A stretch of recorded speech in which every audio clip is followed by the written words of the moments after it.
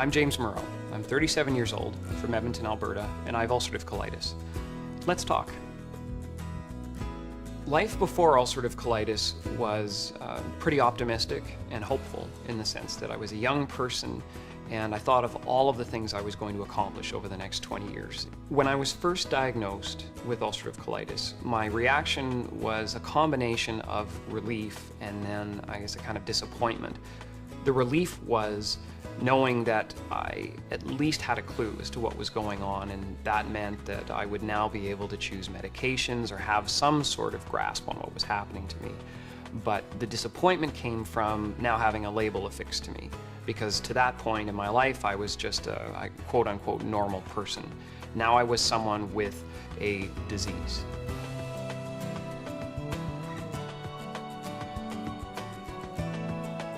I didn't want people's pity, and I just didn't want anything that confirmed the fact that my life had changed. What followed was a period of time where the disease was in remission.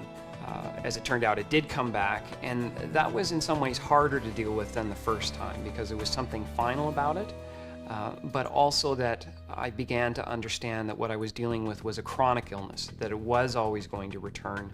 I had to, in a strange way, forgive my body for doing what it did and just move on.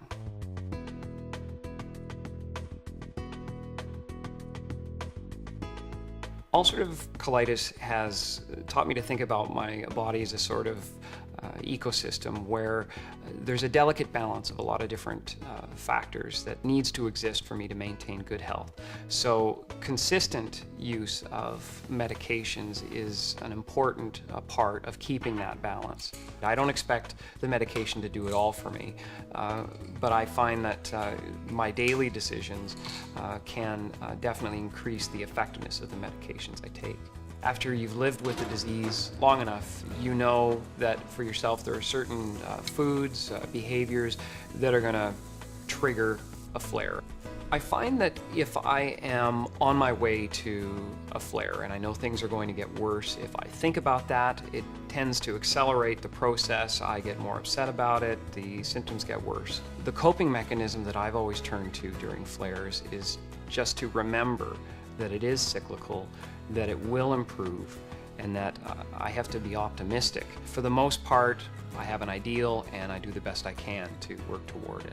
The hardest part of living with ulcerative colitis is the uncertainty of it. I think initially I felt like I was the only person who had the disease, and that was more a function of not having known much about it before. What would have really helped me in the early stages of the disease would have been speaking to someone with the same disease who was about 10, 15 years ahead of me, and seeing that person, their life, their accomplishments as an example of all the things that can happen in spite of being sick, in spite of having limitations.